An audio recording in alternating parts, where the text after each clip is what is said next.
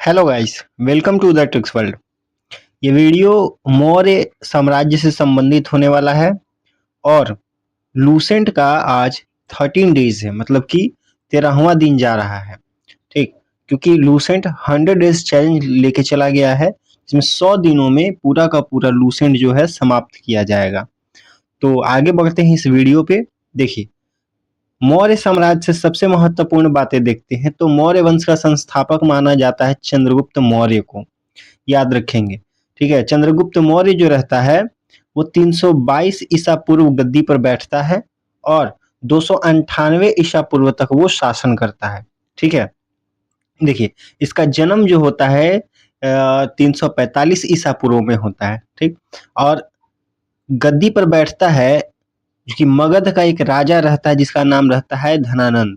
तो धनानंद को हराने में चाणक्य ने चंद्रगुप्त मौर्य की मदद की थी, जो बाद में चंद्रगुप्त मौर्य के प्रधानमंत्री भी बनते हैं। ठीक है, और चंद्रगुप्त मौर्य के गुरु भी कहलाते हैं चाणक्य। समझ में आ गया। और चाणक्य का और भी अतिरिक्त नाम है, जैसे कि देखिए चाणक्य को कौटिल्य भी कहा जाता है और विष्णुगुप्त के भी नाम से जाना जाता है। तो ये बात आप याद रखेंगे। देखिए चाणक्य द्वारा एक पुस्तक लिखी गई थी जिसका नाम है अर्थशास्त्र, जो कि एक राजनीति से संबंधित पुस्तक है।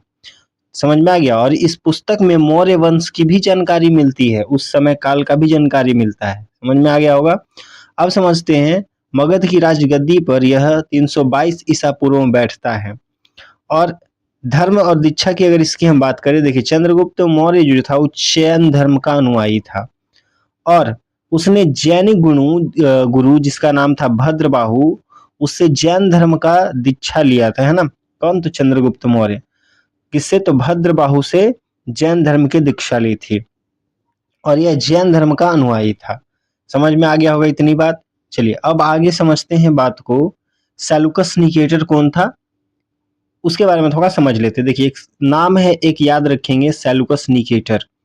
तो सेलुकस निकेटर से युद्ध करता है, पता है सेलुकस निकेटर जो है वो सिकंदर का सेनापति था। समझ में आ गया, सिकंदर का सेनापति। वैसे सिकंदर के बारे में इससे पहले का जो वीडियो है उसमें बताया जा चुका है। झेलम के युद्ध के बारे में, यानी कि हाइडेस्पिस के युद्ध के बारे में भी उसमें बताया गया है। देखिए, तो एक युद्ध करता है सेलुकस निकेटर चंद्रगुप्त मौर्य से। कब करता है? तो 305 ईसा पूर्व में करता है, जिसमें सेलुकस निकेटर का हो गया था तो हार गया था, है ना। चंद्रगुप्त मौर्य ने 305 ईसा पूर्व में सेलुकस निकेटर को हरा दिया था। जब हरा दिया था तो क्या किया कि संधि किया। संधि मतलब मित्रता के लिए हाथ बढ़ाया सेलुकस निकेटर चंद्रगुप्त मौर्य से। तो जब संधि करता है तो उसमें कुछ शर्त रहता है। क्या रहता है? देखिएगा, सेलुकस की एक बेटी रहती है जिसका नाम रहता है कार्नेलिया। तो ये कार्नेलिया का विवाह जो होता है चंद्रगुप्त मौर्य के साथ कर दी जाती है और बदले में 4 प्रांत देता है। सेलुकस निकेटर जो है चंद्रगुप्त मौर्य को 4 प्रांत देता है। कौन कौन से? तो काबुल देता है, कंधार देता है, हेरात और मकरान, ये चंद्रगुप्त मौर्य को दिया जाता है, जो कि आज के आप जोड़ सकते हो अफगानिस्तान और ईरान का कुछ हिस्सा। ठीक है, युद्ध का वर्णन मिलता है, कौन करता है? तो एपियानस करता है। ये जो 305 ईसा पूर्व में सेलुकस निकेटर चंद्रगुप्त मौर्य के बीच युद्ध होता है वो इसका वर्णन करता है एपियानस। ठीक है, और एक बात और समझेंगे कि प्लूटार्क के अनुसार चंद्रगुप्त ने सेलुकस को गिफ्ट में 500 हाथी दिया था, उपहार में गिफ्ट में दिया था। ठीक है, कि जब सेलुकस निकेटर इतना कुछ कर रहा है तो चंद्रगुप्त मौर्य भी 500 हाथी क्या करता है, उसको देता है उपहार में, सेलुकस निकेटर को। किसके अनुसार, कौन वर्णन करता है इस बात का? तो कर दिखेगा कि इतिहासकार प्लूटार्क करता है। ठीक, अब एक याद और नाम रखिएगा कि मेगास्थनीज। तो जैसे कि सिकंदर का राजदूत था सेलुकस निकेटर, उसी प्रकार से सेलुकस निकेटर का राजदूत था मेगास्थनीज। ठीक है, और मेगास्थनीज किसके दरबार में आता है? तो याद रखिएगा कि चंद्रगुप्त मौर्य के दरबार में आता है। मेगास्थनीज की एक पुस्तक है, उसमें मिलता है इंडिका। ठीक है, और इंडिका पुस्तक जो है वो मौर्य वंश की जानकारी का एक स्रोत माना जाता है। ठीक, क्योंकि इसमें मौर्य वंश से संबंधित बातें लिखी गई है इंडिका में। समझ में आ गया होगा। अब समझते हैं कि चंद्रगुप्त मौर्य की मृत्यु तो 298 ईसा पूर्व में श्रवणबेलगोला में, जो कि कर्नाटक में पड़ता है, संलेखना विधि से, यानी संलेखना जैन मुनि जो रहते हैं वो अपना मृत्यु जो होता है संलेखना मतलब उपवास करते हैं, ठीक है, उपवास करते हैं या फिर जल समाधि लेते हैं, उसको कहते हैं संलेखना या फिर उपवास कहते हैं, द्वारा हो गई थी, है ना, भूख से। चलिए आगे बढ़ते हैं। और जब चंद्रगुप्त मौर्य की मृत्यु हो जाती है तो उसके बाद उसका बेटा जो रहता है वो गद्दी पर बैठता है, जिसका नाम रहता है बिंदुसार, ठीक है। तो चंद्रगुप्त मौर्य का बेटा कौन रहता है? बिंदुसार।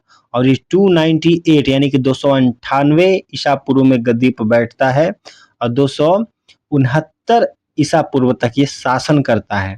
समझ में आ गया होगा। देखिएगा, चंद्रगुप्त मौर्य का उत्तराधिकारी बिंदुसार हुआ, जो कि 298 ईसा पूर्व में मगध की गद्दी पर बैठा। इसका एक और उपनाम भी था जिसको अमित घात कहते थे, अमित्र घात। तो अमित्र घात का मतलब होता है शत्रु विनाशक। क्या होता है? शत्रु विनाशक, जो शत्रुओं का निस्तानाबूद कर दे, है ना, विनाश कर दे, उसको कहते हैं। और ये आजीवक संप्रदाय का अनुयायी था, याद रखेंगे किसका? तो आजीवक संप्रदाय का।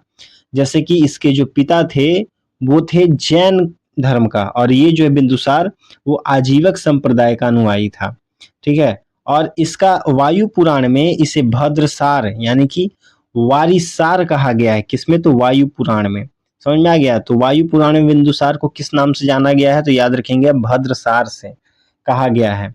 जैन ग्रंथ में इसे सिंहसेन कहा गया है ना। बिंदुसार को वायु पुराण में भद्रसार कहा गया और जैन ग्रंथ में सिंहसेन कहा गया। इसका एक और उपनाम भी है जिसको कहते हैं अमित्रघात, उसको भी याद रखेंगे। अब देखिए, जैसे कि चंद्रगुप्त मौर्य के काल में मेगास्थनीज आया था, है ना, उसी प्रकार से इसके काल बिंदुसार के काल में सीरियन नरेश एंटियोकस ने बिंदुसार के दरबार में डायमेकस नामक राजदूत भेजा था, ठीक है। तो सीरियन नरेश एंटियोकस ने किसको भेजा था? डायमेकस को भेजा था। किसके काल में? तो बिंदुसार के दरबार में भेजा था, ठीक है। और मेगास्थनीज का उत्तराधिकारी भी इसको माना जाता है, डायमेकस को मेगास्थनीज का उत्तराधिकारी भी माना जाता है, ठीक है। तो इस बात को समझेंगे। चलिए आगे बढ़ते हैं और बिंदुसार के बारे में कुछ और महत्वपूर्ण बातें जानते हैं, जैसे कि तक्षशिला का विद्रोह को हम समझते हैं। तो इसके काल में विद्रोह होता है, दो विद्रोहों का वर्णन आता है, जो कि इसके शासनकाल में तक्षशिला में दो विद्रोहों का वर्णन मिलता है। मतलब तक्षशिला जो है उसमें दो विद्रोह देखने को मिलते हैं। और इस विद्रोह को दबाने के लिए पहले यह सुसीम को भेजता है और बाद में अशोक को भेजता है, ठीक है, अशोक जो कि इसका बेटा ही रहता है। अब एक बात और समझेंगे कि सीरियन नरेश से कुछ मांग करता है। देखिएगा, एंटियोकस से के अनुसार, एथेनियस के अनुसार बिंदुसार ने सीरिया के शासक एंटियोकस प्रथम से क्या मांगता है? तो मदिरा, सूखे अंजीर और एक दार्शनिक भेजने की प्रार्थना करता है बिंदुसार, ठीक है। मदिरा, सूखे अंजीर, दार्शनिक ये भेजने का काम करता है, ये डिमांड करता है। कौन करता है? तो बिंदुसार करता है। किससे? तो सीरियन नरेश एंटियोकस से करता है। अब समझेंगे विजय विस्तार। देखिएगा, बौद्ध विद्वान तारानाथ ने बिंदुसार को 14 राज्यों का विजेता बताया है ना। तारानाथ याद रखेंगे, एक तिब्बती लेखक था। और कमेंट करके बताइएगा कि तारानाथ का दो पुस्तक है, एक का नाम मैं बता रहा हूँ जैसे कंघियूर, तो बताइए दूसरा का नाम क्या है दूसरी पुस्तक का? कमेंट करके बताओगे, ठीक है। तो बौद्ध विद्वान जिसका नाम था तारानाथ ने बिंदुसार को 16 राज्यों का विजेता बताया है।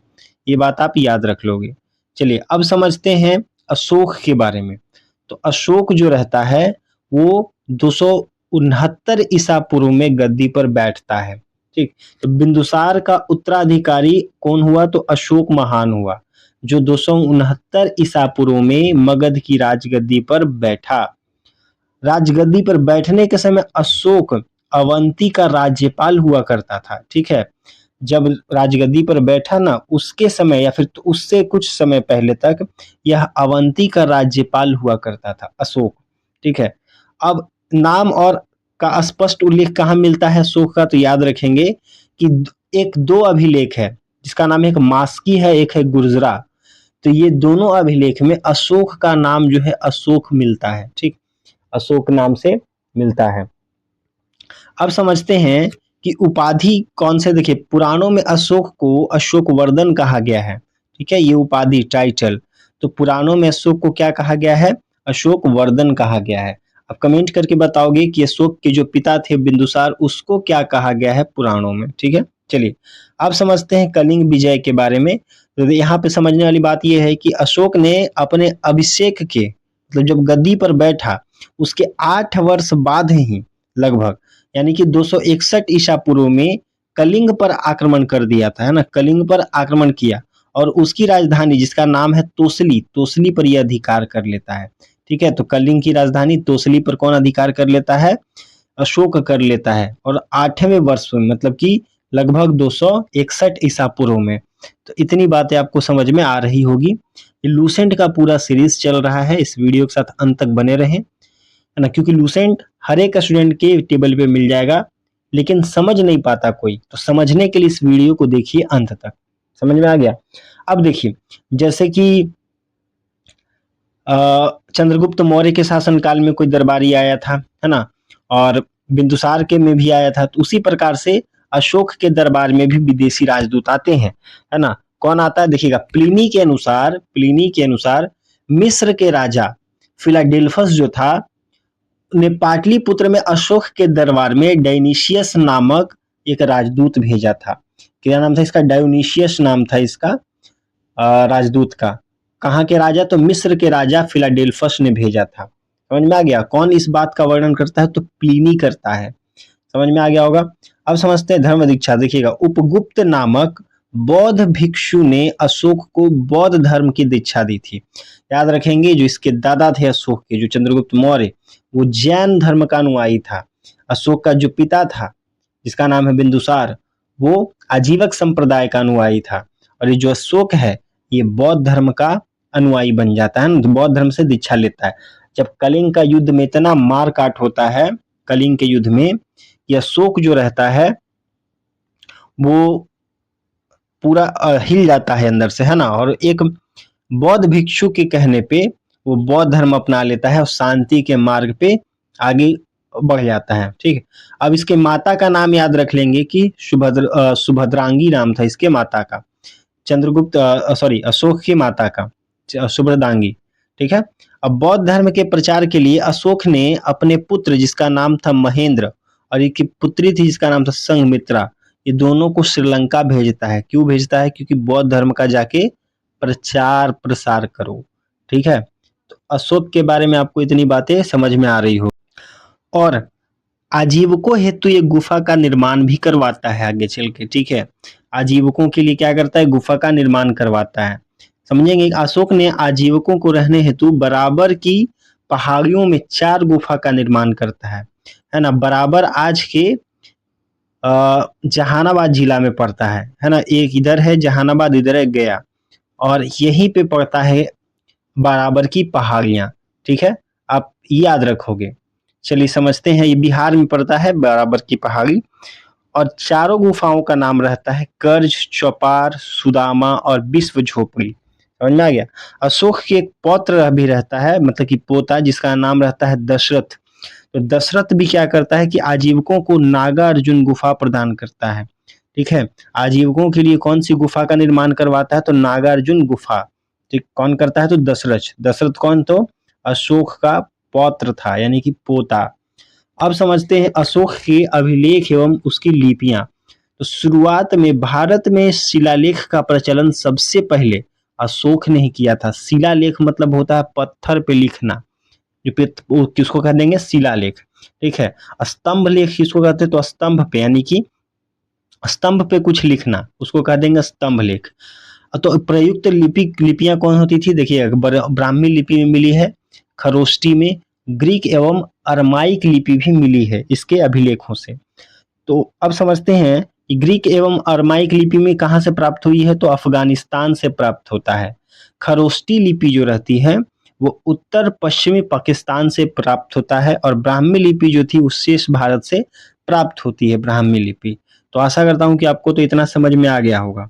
अब समझते हैं अभिलेखों के वर्गीकरण को समझते हैं कि अभिलेखों को 3 पार्ट से हम लोग बाँट के देखेंगे, शिलालेख, स्तंभ लेख और गुहा लेख, ठीक है? तो अभी बता चुके हैं कि शिलालेख किसको कहते हैं, तो पत्थरों पे लिखे गए चीज़ों को हम शिलालेख कहते हैं, वही स्तंभों पे लिखी गई चीज़ों को हम क्या कहते हैं, स्तंभ लेख। और गुफाओं में जो चित्रकारी या फिर कुछ लिखा हुआ बात मिल जाता है तो उसको गुफा लेख भी कहते हैं, ठीक। अब देखिए खोजने का श्रेय दिया जाता है सबसे पहले तो 1750 में पाद्रेटी फैंथलर ने इसकी खोज की थी और शिलालेखों की संख्या इसके अनुसार 14 है, 14। अब प्रथम पठन मतलब पहले बार किसने पढ़ा था इसके अभिलेखों को, तो उसका नाम याद रखिएगा कि जेम्स प्रिंसेप था। कौन था? James Prinsep. और पढ़ने में सफलता इसको मिली थी 1837 में। किसको? तो जेम्स प्रिंसेप को, ठीक है। इतना आपको बात समझ में आ रहा होगा कि अभिलेखों को पहली बार किसने पढ़ा था अशोक के, तो जेम्स प्रिंसेप। इतना समझ में आ गया होगा। अब समझते हैं अशोक के 14 प्रमुख शिलालेख, क्योंकि जो 14 मिला था ना, तो 14 प्रमुख शिलालेख और उसमें वर्णित कौन कौन से विषय है उस बातों को समझते हैं। देखिए तो पहला शिलालेख है उसमें पशु बलि की निंदा की गई है कि पशु की बलि बुरी बात है ना। दूसरा शिलालेख है इसमें मनुष्य एवं पशु दोनों की चिकित्सीय व्यवस्था का उल्लेख मिलता है।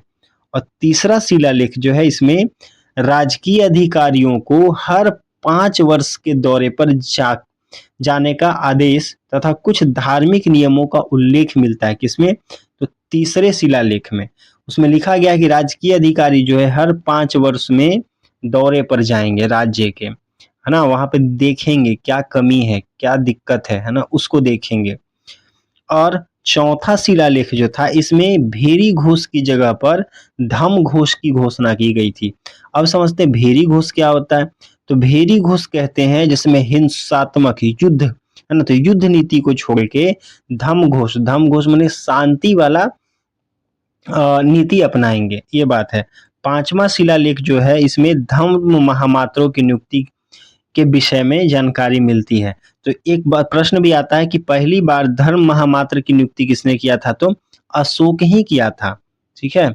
चलिए आगे बढ़ते हैं और समझते हैं कि छठा शिलालेख जो था उसमें क्या वर्णित मिलता है। तो इसमें अमात्य नियंत्रण की शिक्षा दी गई है। क्या दी गई है? इसमें अमात्य नियंत्रण की शिक्षा दी गई है। और 7वें एवं 8वें शिलालेख में इसमें अशोक की तीर्थ यात्राओं का उल्लेख किया गया है। और 9वां शिलालेख जो है इसमें सच्ची भेंट सच्चे शिष्टाचार का उल्लेख मिलता है।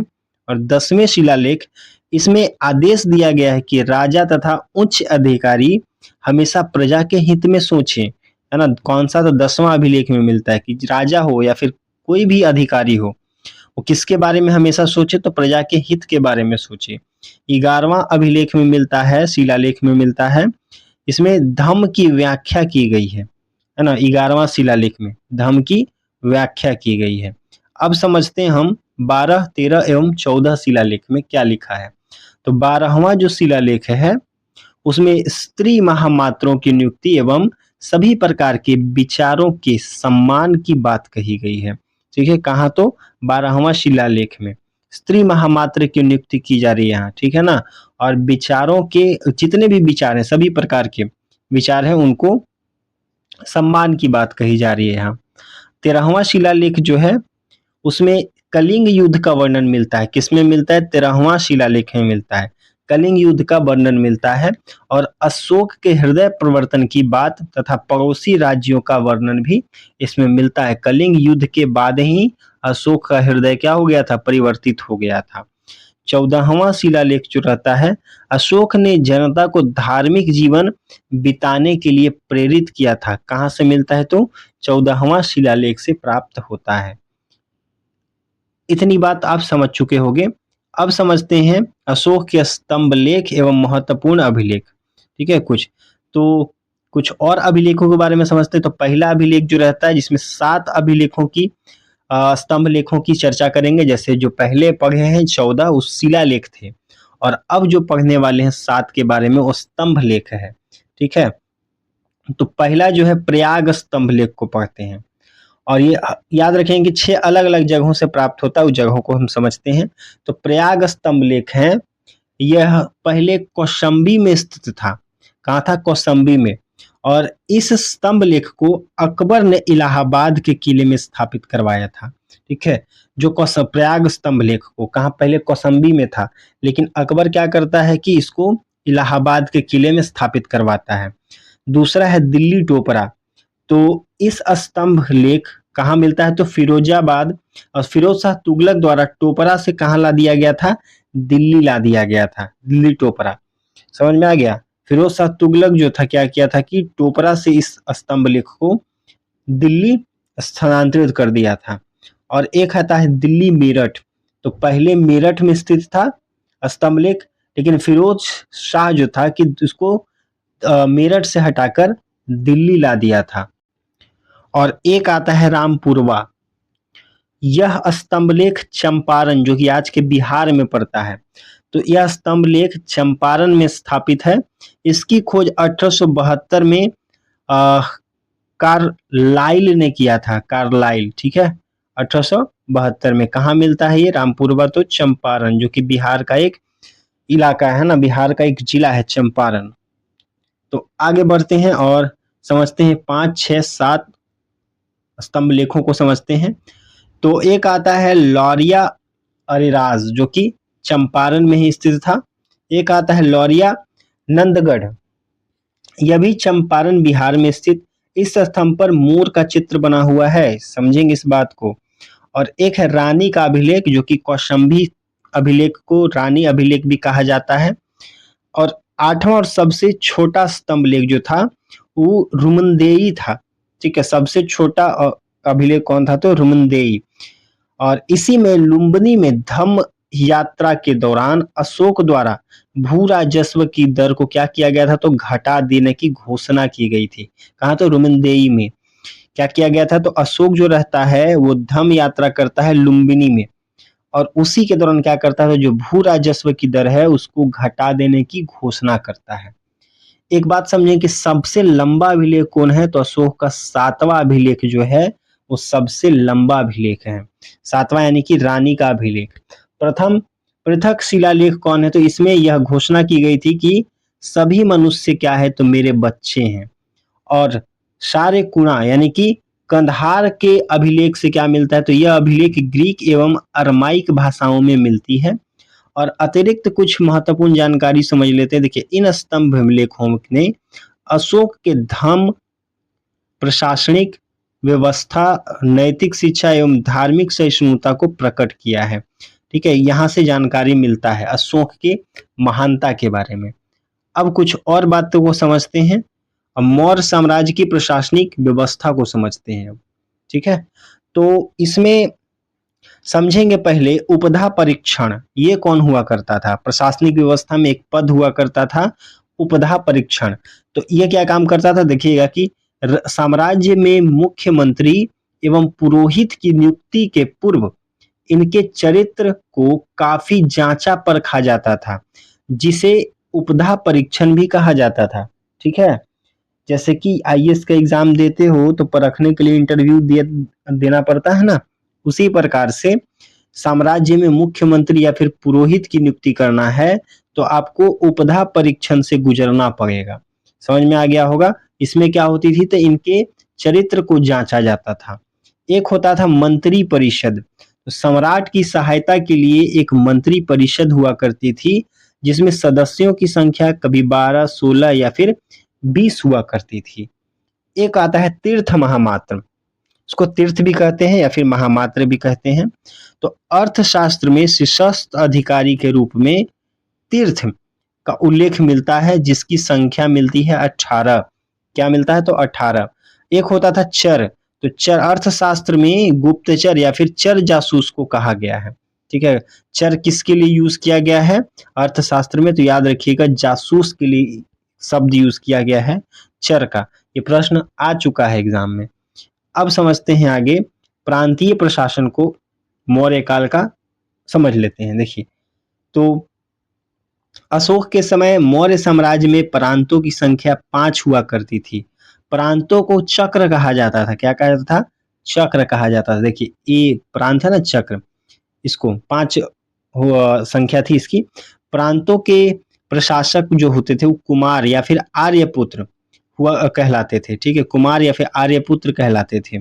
प्रांतों का विभाजन विषय में किया गया था।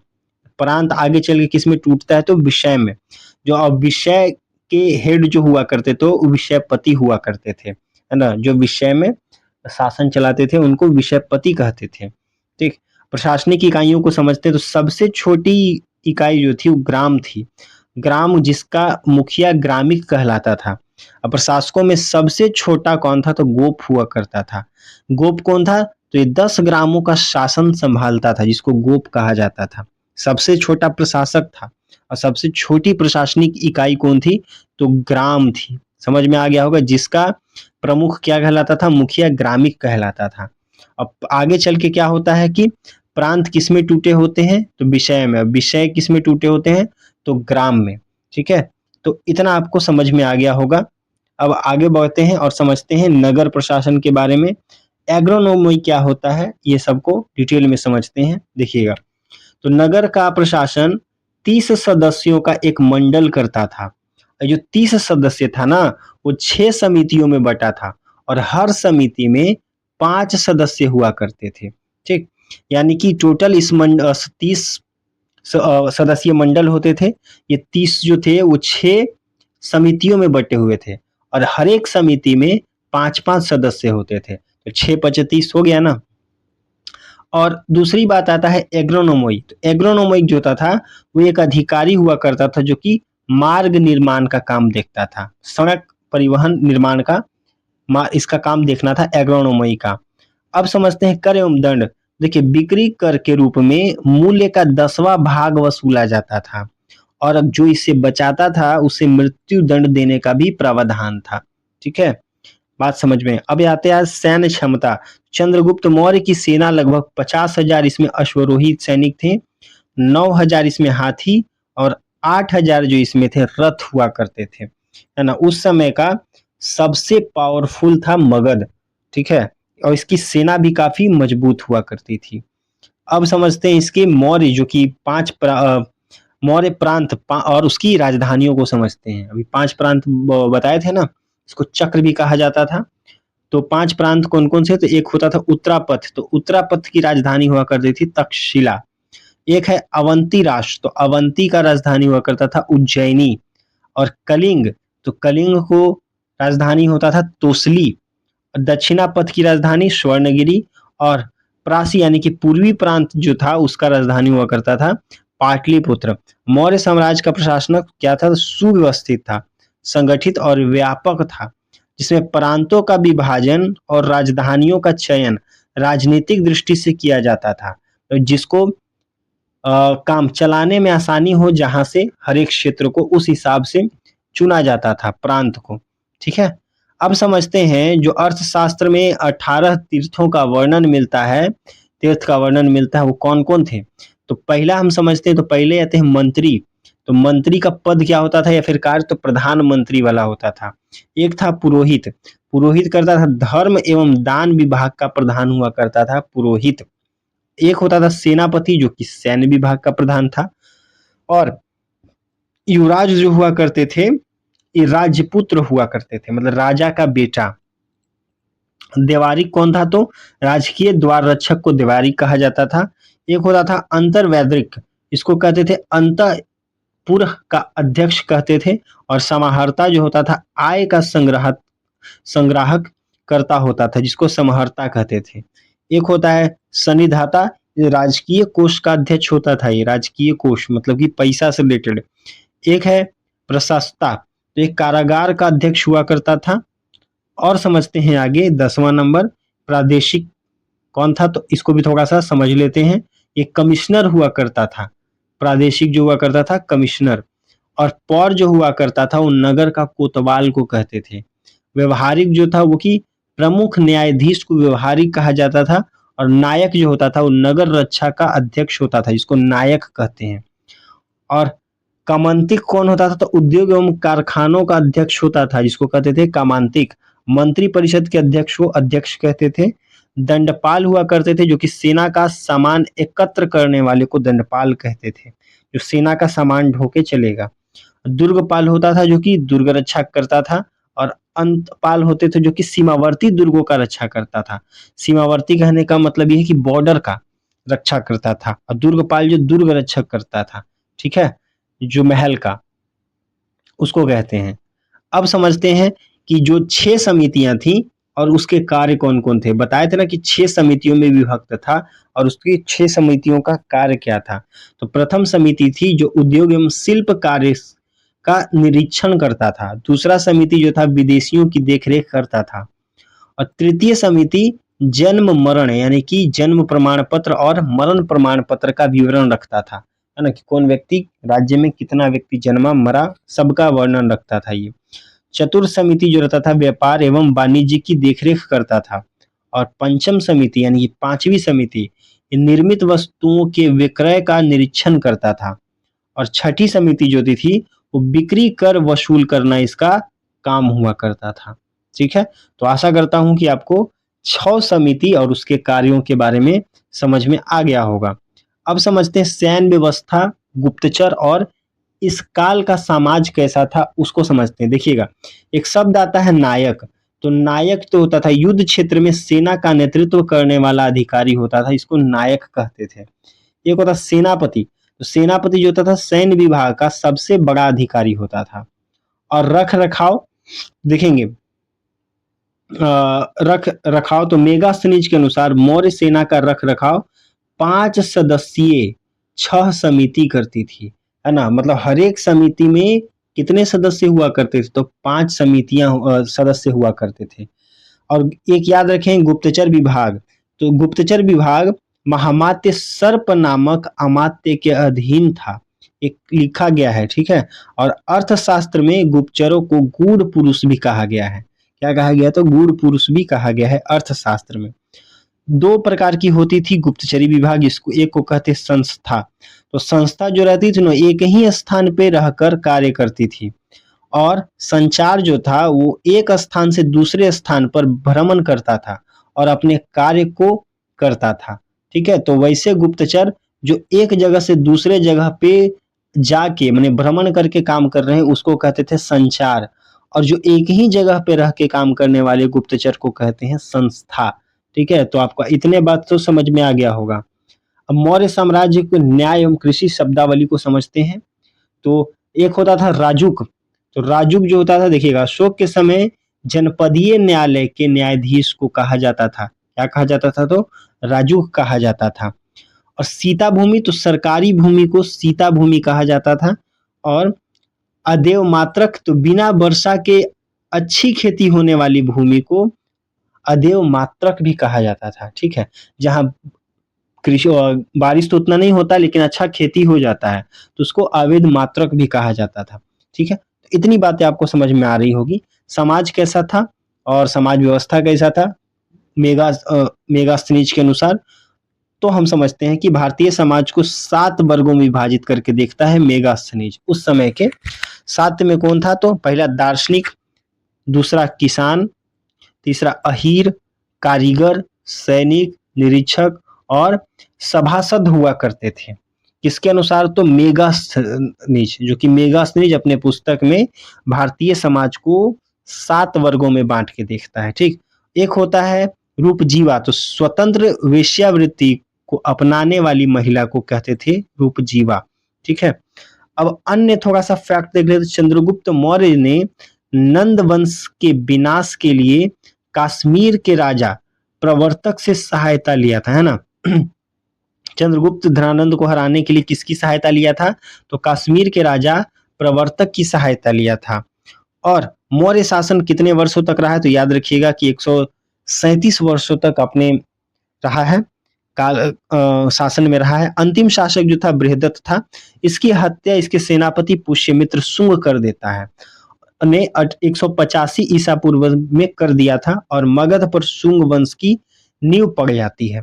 ठीक है, तो आगे जब हम पढ़ेंगे उसको हम पढ़ेंगे शुंग वंश के बारे में, है ना, क्योंकि इसके बाद आता है और इससे पहले हम 6 समितियों को समझ लेते हैं और 6 समिति जो सेना से संबंधित थी उसके कार्य को भी समझ लेते हैं। तो इसमें प्रथम समिति जो होती थी वो जल सेना व्यवस्था को देखता था। याद है कि सेना से रिलेटेड 6 समितियां थी और 6 समितियों में 5-5 सदस्य हुआ करते थे। ठीक है, तो उसको समझते। तो प्रथम समिति जो थी वो जल सेना व्यवस्था को देखता था। सेकंड समिति जो था वो यातायात एवं रसद की व्यवस्था को देखता था और तृतीय समिति पैदल सैनिकों की देखरेख करती थी। चतुर्थ समिति जो थी अश्वरोही सेना का देखरेख करता था, अश्वरोही जो कि घोड़े पे होते थे। और पांचवी समिति गज सेना को गज मतलब कि हाथी वाले सेना को देखरेख करता था। और छठी समिति जो थी वो रथ सेना का देखरेख करता था। तो आपको यहाँ पे ये समझ में आ गया होगा कि 6 समितियां जो थी और 6 समितियों में 5-5 सदस्य हुआ करते थे। समझ में आ गया? और इस सभी का काम क्या था वो आपको इतनी बातें यहाँ पे समझ में आ गई होगी।